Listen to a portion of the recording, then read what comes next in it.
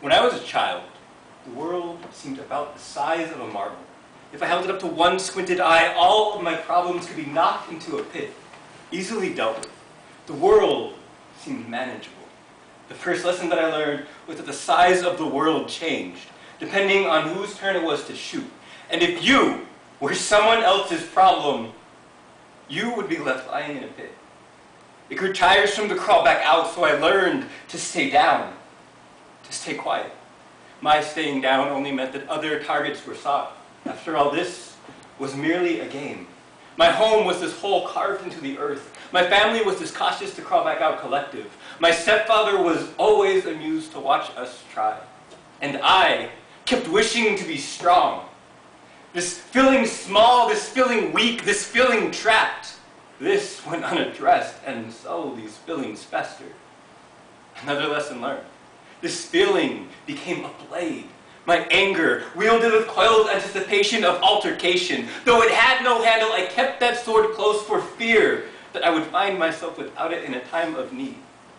I have scars on my palms from this. The pain felt empowering. For some time, I was content to be defined by this projection of purpose. Oh, how different things would have been if only I had managed to master the art of that sword sooner. My every step became a warning. I felt like Miyamoto Musashi, capable of swiftly ending a single life in order to protect a village.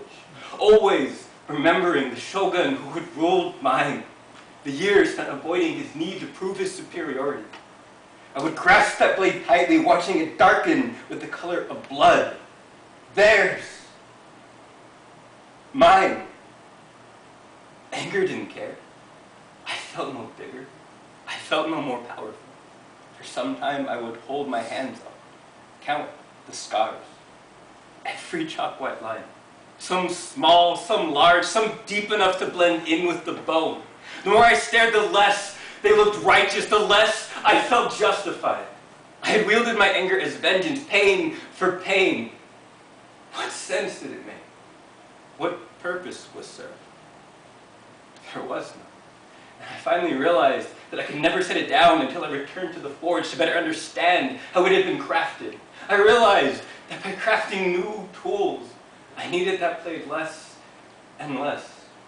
There is always another lesson, something to be learned. I am forever a work in progress.